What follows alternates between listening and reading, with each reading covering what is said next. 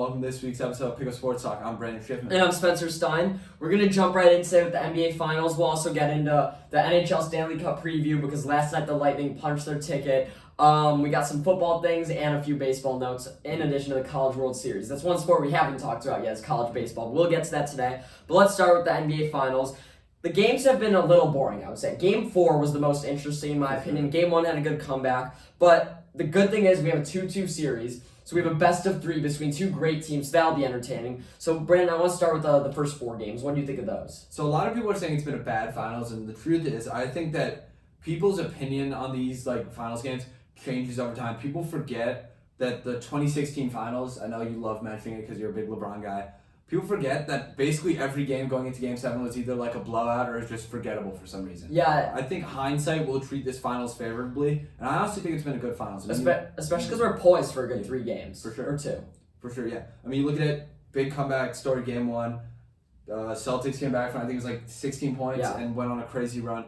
Warriors kind of won Game 2 in a blowout, but it was a great performance out of Steph Curry. I mean, it was just a great game overall. Game 3, Celtics had a good game, led by Jason Tatum and Jaylen Brown, and Marcus Smart, a great game. Game 4, Warriors came back. So I think game by game, if you really break it down, it's been a better finals than people are giving credit. Yeah, I think first things first. The big storyline is the Warriors have been outscoring the Celtics in the third quarter of every game. I think maybe until Game 4. I'm not sure if they did it there. But they've been carrying that. And in Game 1, the Celtics overcame that by outscoring the Warriors 40-16 in the fourth quarter. And I think that's where I was kind of talking about before the finals, that I trusted the Celtics because although they had a lack of finals experience, this team has gone through harder things this year than the Warriors. I know the Warriors got Clay back, and that was a whole big storyline. But the Celtics were horrible. They were below 500. And then they went and beat a team led by KD and Kyrie. They beat a Bucks team that just won the finals as the best player in the world. Yep. And they beat the Miami Heat. So I think that their experience helps them there. That's what happened in Game 1. Game 2, the Warriors bounced back at home. Game 3, Celtics took one at home. And I think Game 4 was the Celtics' chance to put the Warriors away. I don't think the Warriors are coming back from down 3-1,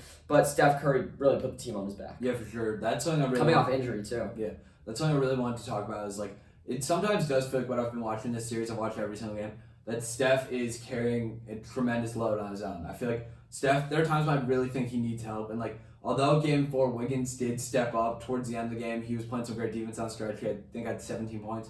He really has needed help throughout many points this series, and it feels like he's doing a lot on his own right now. And the depth that the Warriors had isn't all too apparent. That the depth that we saw all regular season isn't completely apparent right now. It's pretty funny to me that people are comparing him to the 2016 LeBron when he's got, I think in games 2 through 4, Clay averaging 19 and Wiggins averaging 17, and I think Poole averaging 13. So I'm not going to compare him to that, but he's definitely had to do the heavy carrying. And I think what each game comes down to is can the Celtics eclipse Curry's play? Because in every game we've seen, Draymond's not been all too good. Clay's been mediocre. Wiggins is Wiggins, but he's not that much of a difference maker, and I don't think Poole's been doing enough. So what it's come down to, and Tatum hasn't been playing too well either. He's averaging 22.5. So I think what's come down to is can Curry scoring alone overcome all the pieces the Celtics have? If you look at Game 4, it did. Yeah. It's what happened late, and if you look at Game 3, Curry was hurt. He didn't score, I think, over 30 in that game. I think he had 29. So I think that's what's come down to each game. Let's talk about each team individually now. I want to start with the Warriors. Let's start with Draymond and Clay's poor play. I want you to mention who do you think is affecting them more? I think it's Draymond, honestly. I don't know if you saw it. Draymond's own mother tweeted out, I don't know what's happening with Draymond. Stop reaching out to me. For all we know, this could be Draymond's clone. Because people forget, Draymond scored 30 in the biggest game of his career. Draymond, there was a point in time where Draymond was considered a two-way player and not an offensive liability. And to be honest with you, his player comparison, I was talking to my dad about this, is a middle school basketball player. When he gets the ball, he literally takes one dribble, picks it up, and is he's looking past the ball and get it out of his hand. And it's ridiculous. He's significantly better than the player he's playing to be right now. And he's becoming a liability on, honestly, the offensive side. Complete liability. In Game 4, there was a time where he dribbled up the floor, and Marcus Smart stole it from him and went and scored a layup. Next possession, Draymond dribbles up the floor, doesn't know where to go, passes it into nowhere. Out of bounds. Out of bounds. Other end of the floor, and Robert Williams dunked on him. Yeah. This was 3 consecutive possessions, and I said I want the Warriors to win this game. I said Kerr has to take him out. He's an utter liability. And I was really doubting Kerr's coaching until the fourth quarter of Game 4, because then he made the tough decision to take Draymond out, and Draymond, we can say whatever we want about his play, and I'm the biggest Draymond hater out there. I think he should not be on the floor whatsoever. I think that Looney is much better than him. Kuminga could get a chance. And Draymond's another person who would agree and say, though, that it was the right decision to take him out. So I think his maturity is there. Sure. But he was doing nothing on offense. Defense, he wasn't doing all that. He made one good offensive rebound late that really did help out and led to a second chance bucket. So I think Draymond was important in that capacity. But I was yelling at the TV like, Kerr, why are you afraid to play Kuminga? Nemanja Bjelica is getting minutes. And he played well defensively. Tatum didn't score on him. But come on, can we really trust him? Draymond Green was playing horribly. I don't see why they can't try and use the spark plug. What made the Warriors so great all year is the spark plugs of Jordan Poole, Gary Payton, Jonathan Kuminga, even Moses Moody to an extent. So I think they should definitely throw Kuminga in. So what I want to see the Warriors, an adjustment Kerr's made, because I was going to come out here and put Steve Kerr on blast. We don't even know if he's a good coach. Curry's carried him. But that fourth quarter, he did prove something to me. So, but I would still say to Steve Kerr going forward, putting Kuminga as a spark plug over Draymond. He started game one, didn't he? And that didn't go horribly his play. Final starter of all time. Here's what I'll say. I don't think one quarter of NBA basketball has changed my opinion on Steve Kerr. Like you said, my biggest thing that bothers me about Draymond is I know he's better than how he's playing right now. I don't. Here's the thing though, right? You look at it, no matter where he's been in his career, he's always a plus defender. Meaning that the offense just has to be able to scrape by. And that standard for Draymond is attainable for sure. He could be offensively just enough to scrape by, but the truth is, it's the mentality he has right now that's hurting him. I'm not saying he's letting these Boston Celtics fans get in his head, but it's clear that he's trying to do more or less than he's capable of. I mean, I also don't buy the narrative that's that much of the Celtics fans or his podcast. A lot of people are saying Draymond's podcast is holding him back. I don't buy that. It's only an hour. I think he's in his head, and I don't think he's played like the same player in this postseason. Beginning of the year, I said he's going to be the first All-Star to not average 10 points, 10 rebounds, or 10 assists. But now those numbers are still there, but his emotional factor has only really helped him in game two. Yeah. The truth is that I'm not saying take him off the floor in big moments because you really do need his defense. But if he can't play offense, the Warriors really need to reevaluate, and they need to do it fast because they have 3 games to win the championship. Yeah, and I also think people keep talking about the Warriors' big three is doing this and that. They don't have a big three. They haven't had a big three since KD left. Draymond Green, I know he was an All-NBA player. He's not a part of big three. Neither is Klay Thompson. He's averaging, I think, 17 points a game in these finals. He's missing more shots than ever. I said Klay's never going to be an All-Star again. I think I stand by that. And what makes this Warriors team so good is they have Curry, and then they have all the pieces around him, including Green and Klay. But how about Kevon Looney? Yes, he's not the best defensive center like we've seen before, but he gets boards and he scores when he has to. Jordan Poole is not doing as much as he can off the bench, but when he's going in there, he's getting good minutes. Gary Payton's playing very well, I think, especially defensively, but they don't have a big three anymore. One more point I want to get to before we move to the Celtics. I feel like the Warriors' defense is lacking. I was thinking about this in Game 3 and 4. Curry has never been a great defender. I don't think they're fully showing hustle, especially when they're down, and a lot of that is Draymond's usually their defensive anchor, and he's not doing that. Klay's not a great defender. Obviously, Bjelica and Looney aren't great when they get minutes, so I think their defense is lacking too.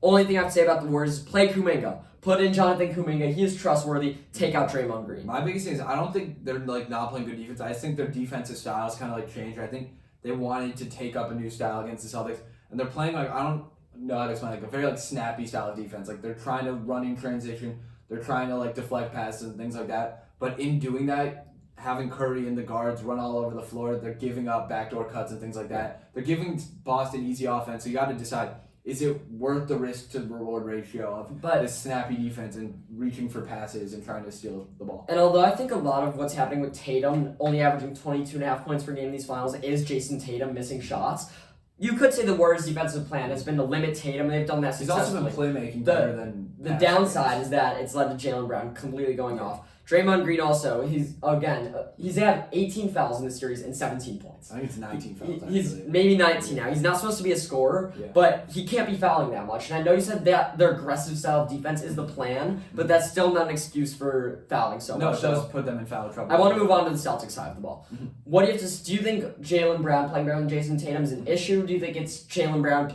Tatum being in his head, or do you think it's working for the Celtics? Honestly, Tatum's lack of scoring has been partially to do with him missing shots ball, so he's been playmaking a lot better. I know that the commentators said something about that during, I think it was Game 4. They were like, it's great that Tatum knows when he's hitting shots and knows when he's missing, because either way, he's still producing in the offense, something along those lines. And I think that remains true. Jaylen Brown has stepped up hugely, and he's really, the ultimate like momentum guy, like in basketball. Like, Yeah. He's the type of guy that will score anywhere on the court, can make a big play, he could posterize someone, he plays hard defense. I mean, you look at him, he's like a momentum guy. He's like a guy that you want to see in the finals. I can't even lie. It's like, I think though, like, I don't think one's playing necessarily better than the other. When Tatum's lacking, Brown steps up. When Brown's lacking, Tatum steps up. And I think that's a good system. I also feel like in Game 4, I think it was Game 4, I'm not sure, Jason Tatum played really poorly in the fourth quarter. I think he had one shot. So although I think you're right that he's kind of being overlooked for his playmaking, I still think he needs to hit shots late. Yeah, for sure. And if it comes down to a Game 7, yes, Jaylen Brown can be the guy. Yes, Jaylen Brown can be Finals MVP and the Celtics can win this series. I genuinely think that could happen. But Jason Tatum's not going to be allowed to miss shots in clutch time. That's what really needs to change with him in my eyes. Yeah, the standard is super high because at the end of the game, it doesn't matter if Brown is 45 and Tatum has 15. The ball's going to probably wind up in Tatum. Yeah, exactly. So we'll see what happens there. I'm also want to credit Robert Williams with some good plays. For sure. Marcus Smart was such a big name. I feel like 2 weeks ago, everyone was talking about his play. And yes, he's still the same, and he's not being talked about as much. But his scoring has been there. I think he scored 24. I think he scored 24 in Game 3. He's been playing really well for them, and also their bench guys, Derek White's playing well too. So, and Peyton Pritchard, you said at the beginning of the series would be important. He is going in there for making the most of his 10-minute stretches. Brandon, I want the last prediction for the NBA we're gonna have this year. Who's gonna win each game? I think the Warriors take this in 7. I still have to keep hope right now. I'm looking at it. Celtics win Game 5 in Golden State. I think this is gonna be. It's going to be seen as a momentum game. It's going to be seen, Boston took one on their home court. It's a huge game, for sure. I think Warriors win Game 6 barely. They inch it out, maybe win by 2 or 3 at the Garden. Take it back to Golden State. I don't have Curry losing at home in Game 7. Why? I don't see why it's Curry's not going to lose at home. I don't think he's in that same Tom Brady. It's not like he's like LeBron and Tom Brady. But with that being said, he's carried such a load this entire series. I don't think he's going to go down without a fight. So here's what I want to say about this series so far. 50-50 home and road. Each team is 1-1 on home and on the road. Each team has not won 2 games in a row. Correct. That is a crucial factor for Boston. They have not played too well after wins. They're a bounce-back team. They've been really good after losses, but not after wins. I definitely still have faith in Boston because I think that I don't know if Curry is going to outplay the Celtics, the team, in the next 3 games. And I don't see Draymond's play picking up. I don't see Clay's play picking up. I think Wiggins has already hit his peak almost in these finals. Poole can be an X factor. If they play Kuminga more, that's an option. Game 5 is so tough for me to predict because I think Boston doesn't lose 2 in a row. I think they do well at home, so I think Boston's going to win Game 5. I'm sticking with Boston winning Game 5. Right. Game 6 is one where it's that's the defining game of the series. That's the defining game of Boston's season. Can they overcome this, not being able to win after a win? It's in the Garden. If they lose that, that's going to be utterly embarrassing. For sure. I think regardless, Boston wins this series. I don't know if it's 6 or 7. I'll say in 6. I started the series by saying they'd win 7. I'm changing it to 6 right now because I think they're going to prove people wrong at the Garden. Game 5, I think they're going to win just like they won Game 1 and 3 without a big game from Tatum. Game 6 is where Tatum needs to stand up at home and get them that 18th banner. I'm not hoping it happens. I think that's what's going to go down. Even if the Warriors win Game 6, Game 7, I think coming off a loss, Boston could keep the trend going. All I'm rooting for the most, though, is a Game 7. That's what I want to see the most. That would, I think, cement this final series. I think people, especially if it's a big Game 7, if it's not a blowout, people are going to look back at this final series very favorably, I think. And I also think there's a good chance, by the way, Warriors can win Game 5. It's at home. Who knows what the series tied it to, but I think if the Warriors win Game 5, Boston will win Game 6. Yeah. I really do think that. So I don't think there's any way Warriors finish them in 6, but who knows what could happen. All I know is me and Brandon will be back here the day after the finals, maybe 2 days after, to go over what happened these 3 games. Hopefully it's not till after a Game 7. But we'll see what happens. I think Boston closes it out in 6. I'm really excited for the rest of the series. I think there's a lot just great stuff happening. But let's get to the other most storied franchise. The most storied franchise in basketball. You could argue the most storied franchise in basketball. We were talking about that a little bit earlier. Let's talk about the state of the Lakers. So lead this one. I mean, I felt like it's the NBA Finals. Lakers aren't there, so we got to throw them into something. For weeks, we've kind of missed talking about them because there's so much happening in basketball. I think now's the time we can fit it in. They hired Darvin Ham, Milwaukee Bucks assistant coach. I'm personally happy with the hire. I think it's a good hire. They have a lot to do in this offseason. And Anthony Davis today with Spark that said he hasn't shot a basketball since April 5th. So, Brandon, why don't you start Darvin Ham? Think it's a good hire? I think it's a great hire. I think Darvin Ham he's kind of I don't want to say he's been around the NBA, but he's a guy he played in the league. He's been a coach for a while. I think he's the right guy to hire in this move. And also, after Frank Vogel, a lot of things feel like an upgrade. That's I what I'll mean, say. I think Cam will be don't love the Frank Vogel hate. He did win a title. He was defensively minded. I think the issue with this team wasn't Frank Vogel. I actually like his mentality, his defensive mentality, but I think it's fine we fired him. Yep. I'm just glad we didn't get Juwan Howard. The Lakers wanted Juwan Howard. I don't know what he's proven. College coaches don't prove well. Yeah. He hasn't done well in college. He hasn't done too well at Michigan, so I don't know what was going wrong there. I don't think he's a bad coach by any means. I don't think he's NBA. I just don't think it would have translated immediately. And of the candidates, I wanted it to be Darvin Ham. He's been in wing culture, so I like that, but I honestly don't know how much the coach will affect it, and I don't know how much I would know about any coach they hired, so we'll see about that. Off-season to-do list. They still got Russell Westbrook. He's going to pick up his option. What do you think the Lakers can do to get back next year? Honestly, I think they need a restructure. Like, I'm not saying from top to bottom, but Kendrick Nunn didn't play at all last year. What's his future with the Lakers if he has one? Westbrook's obviously a confusing case. And the big thing is, who do you bring in? Because it's proven now that bringing in a ton of, better, older guys hasn't worked. So now are they going to go younger? What's their plan? Are they drafting people? Are they going to trade for draft picks? It's kind of up in the air. I want to hear what you have to say about Call me a pessimist, but the Lakers are screwed. I see no scenario they get out of this. LeBron only has a few years left, and I think he's going to want to leave and go play wherever Bronny is, or not even in Los Angeles. Maybe he wants to go back to Cleveland, maybe back to the sunny beaches of Miami. Maybe he wants to buy a team in Vegas and play for it. Who knows? I don't see him being in Los Angeles for a while, and I don't see an obvious way out because I don't know who's going to want to take on that Westbrook contract. I don't trust Anthony Davis at all. He doesn't care about basketball anymore. I truly think that. He's injured a lot. That's not necessarily saying he doesn't care, but that's another reason to get rid of him. When he plays, doesn't seem that determined to win after he got his last title. I think he wants to focus on his family life and his post-basketball life. I think what's best for the Lakers is get rid of Westbrook and Anthony Davis. There's got to be a team somewhere that'll be like, hey, yes, you have to take Westbrook's contract, but you also got a young star in AD. Yeah. And I think if you look at LeBron's titles since the Miami Heat super team, he won with Anthony Davis and great role players. Yeah. He won with Kyrie Irving. Kevin Love wasn't necessarily a third, so it wasn't a big three, and role players. I think the best move would be see the best player you could get for AD and Westbrook, if those contracts even fit in a deal, which is probably impossible. Maybe Damian Lillard, and then build a team. This is probably the last year you have a chance to go out with LeBron. They need to, and that's not what's going to happen. They're going to keep Westbrook and AD, pretend that team's going to win. It's never going to work. It's never going to work. So I might be giving up on that. Brandon, this is a special episode because we have two new sports in one episode. Yeah. I want you to give a 30-second PLL Premier Lacrosse League Power Rankings. So the PLL, we're at week 2. They just wrapped up at Albany, then went to Charlotte. 2 great weeks of lacrosse. Right now, I'm just going to quickly rapid fire. And do you want to explain how the league works? Yeah, so basically, it's 8 teams. There's no, cities for each team. It's kind of like a tour-style season, kind of like UFC, in the sense that every weekend, each team faces off. I think it's a super interesting format. I think it's growing the sport of lacrosse. I like it. I think it's a good format because I don't think the sport is old enough to build city teams. It's not that it's old enough. It's like an old sport. It's just not mainstream enough. No, I remember the MLL. I played lacrosse in middle school, and I was watching the MLL, and I was like, why is no one watching this? And there were no fans at the games. Yeah. So I think this is actually a good way once they can build a following. It's a good way to grow a following. Yeah, definitely. Exactly. So I'm just going to go team by team. The Atlas are 2-0. They've looked really good back-to-back weeks.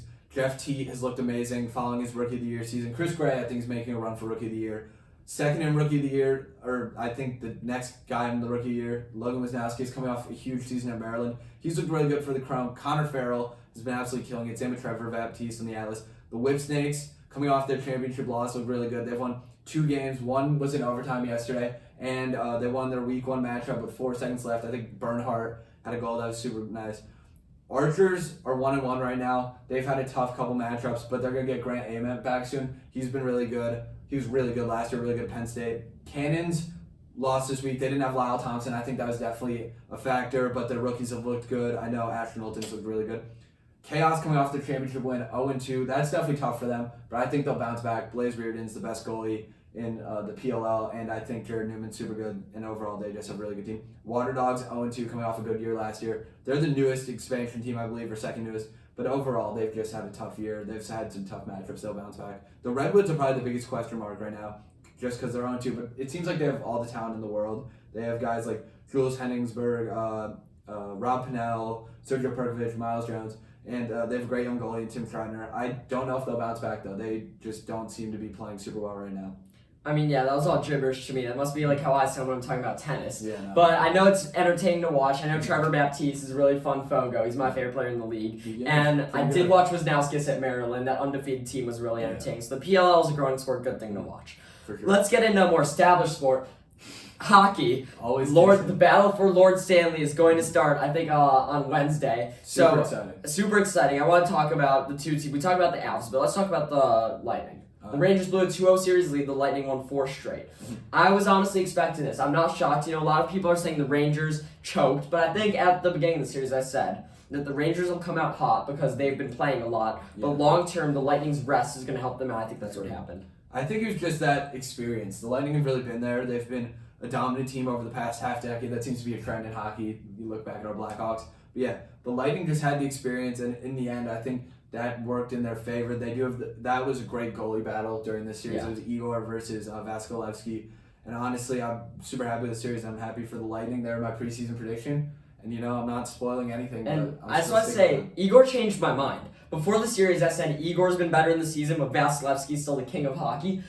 I think Igor's a better tender. I think Shesterkin is just insanely good. Last night, he kept them in that game. The Lightning were the better team offensively by far. They had more shots, they had more time on offense, and yet it was 2-1, and Igor was like so angry, and Stamkos like almost kicked in that goal, but it counted. So I think Igor's one of the best tender in hockey, but Tampa Bay's more experienced. Vasilevsky's experienced. Do you think they're going to get the job done for the 3-peat? I mean, they're my preseason pick. I got stick loyalty. I think they will. I really hope so. With that being said, Colorado's a great team. I'm not scared, but I'm definitely aware of the opponent in this case. I'm sticking with the Avs. Preseason I had them going to the Stanley Cup. Before the playoffs, I had them winning it all. Here's why.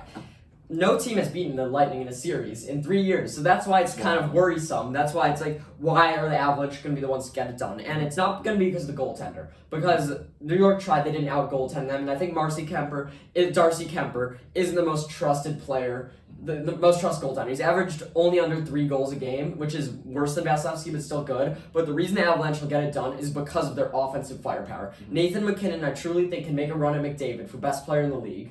They have Mikko Rantanen. They have a great first line there. Cale Makar is the best defenseman in hockey. Nazem Kadri's played well in these playoffs. The names go on and on for the Avalanche. Yep. You could say the same thing happens for the Lightning, but the Lightning have not been as good offensively these playoffs. And I think Vasilevsky's coming off. I don't want to hate on Panarin and the Rangers, but I think an easier series. So I think the Avalanche offense is going to get it done here. I think the Avalanche will win this in 6. I think it's going to be a great series. I think Definitely. I'm going to take Lightning in 7. I'm giving the Avalanche respect. I think they take 3 games, but I think the Lightning's experience pushed them ahead.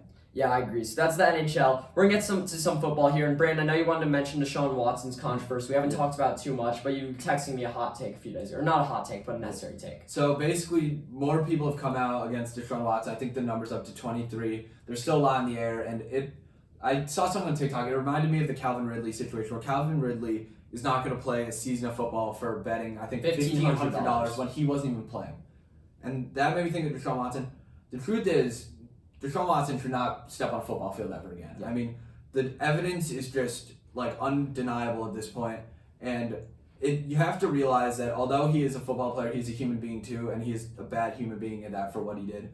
And I just think if Calvin Ridley, although they're not comparable, if Calvin Ridley's getting a year for gambling, Deshaun Watson should probably get a lifetime for what he did. Yeah, I think that makes complete sense. I also think the Texans should be punished. For they sure. clearly knew this and tried to cover it up. There's actually evidence of that. And how about that? It comes out the day after he requests a trade. Yeah. Like, that's just so blatantly wrong by the Texans. It shows they hit it up. And I also want to touch on the Browns a bit. Because a lot of people are saying the Browns should get in big trouble for this and are going to be boycotted. I think the Browns actually are in the wrong, but yet it's kind of sad that nothing's going to happen to them. You know everyone in Cleveland still can go out to games. People are doubting why the Browns made the move and paid him guaranteed money. And it's obvious because football fans will probably still watch the Browns. If they get a ring, no one will care what happened with Deshaun Watson. So I think him getting suspended will actually also show the Browns you tried to get this guy with such an uncertain future and paid him guaranteed money on top of it. So I completely agree with you on that situation, but we'll see what develops there and we'll keep you guys updated. Yeah, for sure. It's just the whole situation is very much up in the air, and I just think there is an answer to it and it needs to be addressed. I agree.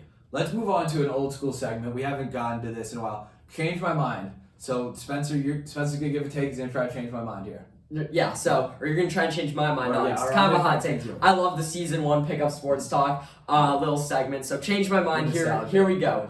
Of the second-year quarterbacks, that include Trevor Lawrence, who went 1, Zach Wilson, Trey Lance, Justin Fields, and Mac Jones, and you could throw in Davis Mills if you want to talk about him there.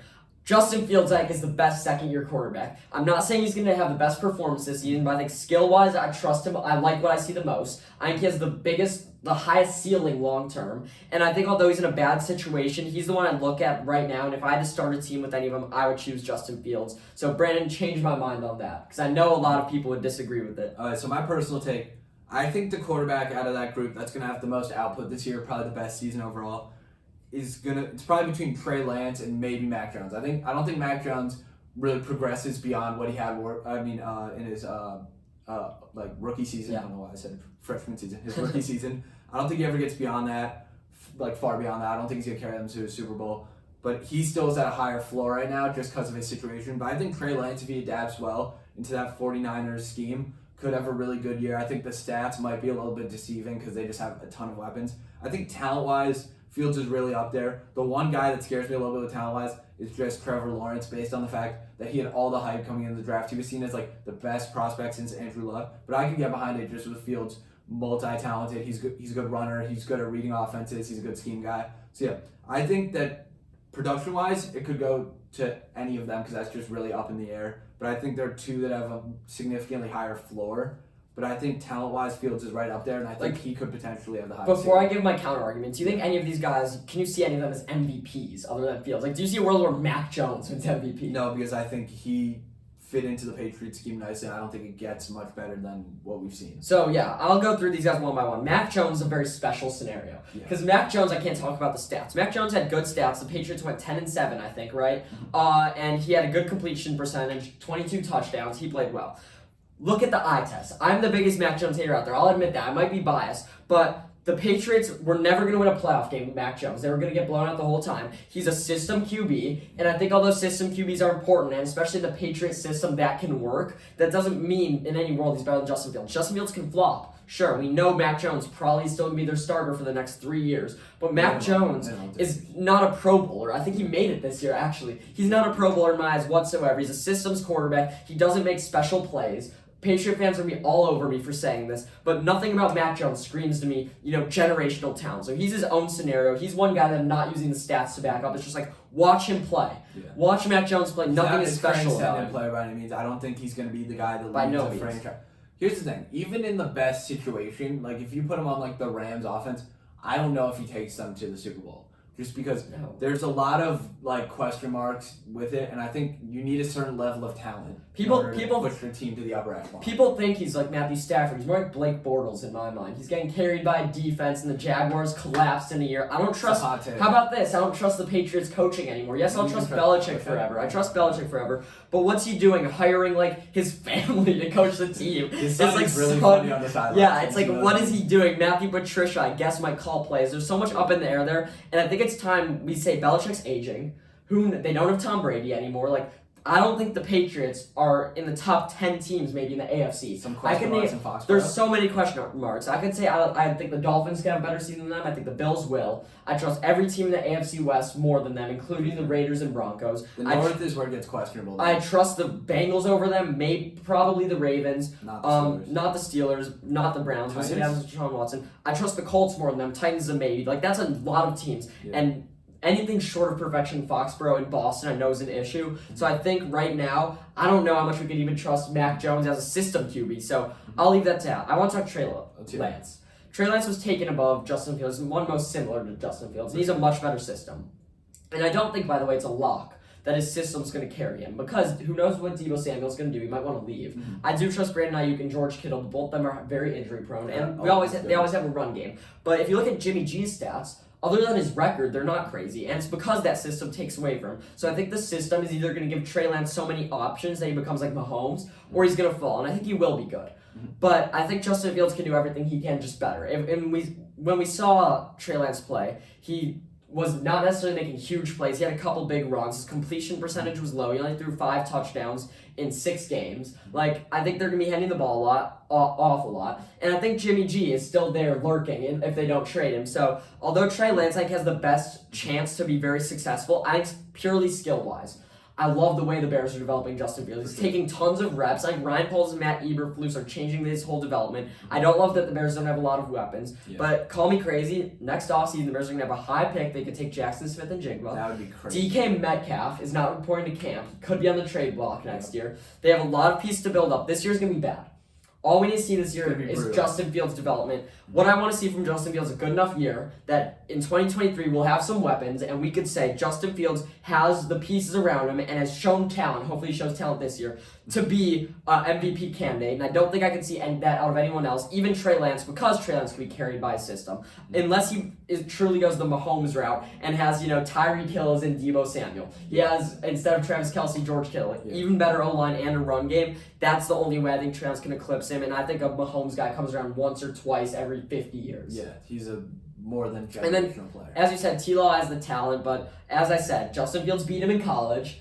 T-Law had a worse year last year than Justin Fields, and the Jaguars are dysfunctional. You could say the Bears are dysfunctional, so are the Jaguars. He will have better weapons. He does have some talent. So I think Christian Kirk. So receiver one money. I think it's very likely that Trevor Lawrence is a better 2022 than Justin Fields. Long term, though. Do I think he's gonna have better long term? No, and I think the one guy that's definitely worse is Zach Wilson. So I will leave it at that. You could argue other than Trey Lance for sure, maybe Mac Jones, Zach Wilson will have the best offense around him going into next year. So I think this year Mac Jones will have better numbers but look worse, and Trey Lance and Trevor Lawrence might be better. By 2023, Justin Fields will be the best of these five of them. Did I change your mind, Brandon? You definitely pushed it. You definitely pushed it. I just think there's a lot of question marks in the air, and especially when you start an argument. I'm a big Justin Fields guy as well, but when you start an argument with this year is going to be bad, it takes a minute to lock in. This is a make or break year for the Bears next 10 years. If Justin Fields is good, I see us competing for a Super Bowl in 2025. Gotta hope. Let's move on to some baseball. Before we go, do you want to start college or the MLB? I'll go either way. Let's go with the MLB. Let's go with the NL East streaking. The Mets, 39 wins, second best team in baseball, behind the Yankees, who have 43. Wow, they're playing incredibly. Braves are on a 10-game win streak with Acuna back. Phillies are on a 9-game win streak since they fired Joe Girardi. What's your outlook on the NL East, Brandon? Which of these teams do you think can keep up this play all year? The Braves are coming off a World Series win. So obviously, I think their floor might be a little higher. They got Acuna back early, and he's been playing amazing for them. But I just really think that the Mets are 5 games ahead of the Braves right now. Yeah. I think that carries them at least until All-Star break, unless they have some crazy slump, which I doubt they have. They're coming off 1 loss right now. But yeah, I think that right now for this foreseeable future, the Mets have that division. But I think that the Braves could cut the lead with the Phillies. I always think that whenever a coach gets fired and a team streaks, either way, it's a little bit questionable, just because they're still setting up into the system. The Mets are my preseason World Series champion. That's Adrian and they're right now the second best team in baseball. Jacob deGrom hasn't pitched a game, and Max Scherzer's been out for 1 month. I think this looks amazing. I think both pitchers come back firing, and the Mets are the best team in the NL, easy, in a league with the Dodgers. So that's pretty impressive. I trust them. The Braves, I think, will stay consistent. I'm not 100% sure about their wild card berth because San Diego and San Francisco are both playing very well. I definitely trust both those teams. San Diego is 4 games ahead of them in the wild card spot without Tatis. Yeah. So that's pretty impressive. Machado's been playing ridiculously. What's interesting to see is a half a game behind the Braves for a wild card spot is the Brewers. The Brewers have lost 8 in a row, and they're supposed to be this great team. So I think the Brewers have a good chance at passing them. I trust San Diego to stay there, and I trust San Francisco to stay there. So those 4 teams are in a deadlock race. I think the Braves will find a way to make it in there. The team that's 2.5 games out, Phillies won't. The Phillies, as you said, a lot of question marks. They're just hot right now. I don't think they'll stay hot all year, even though they fired Girardi. Another quick side note I want to mention. Another firing, Joe Madden. Our Joe Madden from the Cubs was fired by the Angels after a 14-game losing streak. The Angels started out hot. Do you think they're done? Is the season doomed? They're only 2.5 games out. I'm not saying the season's doomed yet. They obviously have a ton of talent. You look at it, they have Mike Trout, arguably the best player in the MLB right now. And Shohei second right now for NL MVP odds, according to FanDuel. They have a slightly washed-up Syndergaard. I don't think you can discount them, but I don't think they're going to be going for the World Series this year. I think they're definitely some time out or either a rebuild away. I have them done. They're not making They're in a really weird spot. I think they're done. Here's why. They're not going to catch Houston in their division. Wild card wise, Toronto's definitely going to make it. Tampa Bay, my World Series runner-up, is definitely going to make it. I don't know if Cleveland's going to stay consistent, but I think above the Angels at taking a spot for a wild card is Boston, the White Sox, Texas and Seattle. Yes, Texas and Seattle. Texas having a surprisingly good season, and Seattle still has my Julio Rodriguez, who I think is going to win AL Rookie of the Year, like I said. And of all my predictions, I don't know, I'll pick up sports talk. I think my best ones ever were MLB preseason, because also Shane McClanahan of the Rays is sneaking in to the AL Cy Young race, so I think that's another interesting note. Baseball is just so interesting to watch them jockeying for position all year long, and we'll be back in August with a lot to say about what's happening in baseball. I also want to say in the NL East, Marlins have a 5-game win streak too, and it's Sandy Alcantara, got a shout out. Marlins pitcher Alcantara is leading the NL Cy Young. He's young. He can dominate the NL East for years to come. So the NL East is on fire.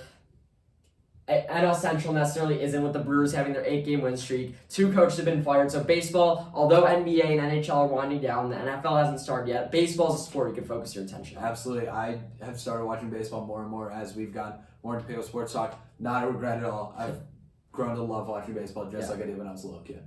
So, and we'll stick with baseball for one last thing. College World Series. I don't know how much college baseball you watch, Brandon. Not enough. But do you have a prediction you want to make? Because although I didn't watch the regular season, the regionals are on ESPN, and they're great to watch, especially if you just love watching classic baseball. These college kids give it their all, so it's good to watch. Who you got? So I did have Tennessee on the issue. They got upset by Notre Dame right now. Eliminated And upset by Notre Dame, thank you. So with that being said, if you beat the best, now you have my respect. I'm taking Notre Dame to win it all. With that being said, take that with a grain of salt. I don't really watch college baseball. Yeah, it's a good take. The series I've been watching the most of all of them is Arkansas, North Carolina. You know I have to watch Arkansas. That's my team. They started off the preseason ranked 2. They fell back to unranked. Right now they're in a game up 1-0 in the series against North Carolina, beating North Carolina. They're going to eliminate them.